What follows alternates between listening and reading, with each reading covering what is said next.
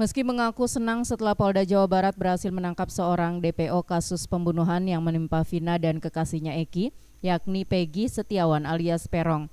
Namun mereka menyimpan kekecewaan terhadap pihak Polda Jawa Barat yang hanya menetapkan satu orang sebagai daftar pencarian orang atau DPO.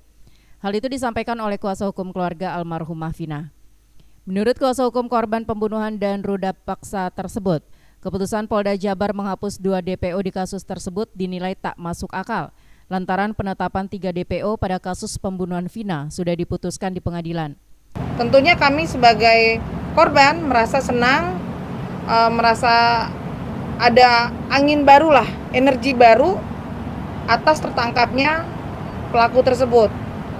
Namun ada hal juga yang membuat kami kecewa adalah kenapa Polda menyatakan bahwa 2 DPO tersebut itu tidak ada alias fiktif.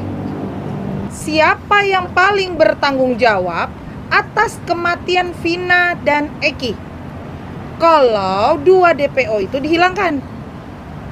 Sementara itu mengenai bantahan Peggy alias Perong yang mengaku tak pernah melakukan pembunuhan terhadap Vina dan Eki, tim kuasa hukum keluarga Vina, Dewi Intan, meyakini jika Peggy Setiawan alias Perong merupakan pelaku pembunuhan Vina dan Eki. Keyakinan itu diungkapkan setelah tim kuasa hukum merujuk pada bukti-bukti yang ditemukan pihak Polda Jawa Barat. Ya kan, mengganti identitas. Pada tahun 2016 juga pernah polisi mendatangi rumahnya dan menyita motor yang digunakan pada saat kejadian. Lalu ada fakta baru lagi, ini saya bantu jadi dari ini ya, dari press release hari ini ya. Jadi ada fakta baru lagi bahwa ayah kandungnya Peggy ini mengaku bercerai dan mengaku kepada warga bahwa Robi ini adalah keponakan, jadi tidak diakui sebagai anak. Nah itu bisa rangkaian cerita bohong yang beberapa tahun ini dirangkai oleh Peggy alias Perong alias Robi Setiawan. Sebelumnya Polda Jawa Barat resmi menetapkan DPO pembunuhan Vina dan Eki, yakni Peggy Setiawan alias Perong sebagai tersangka.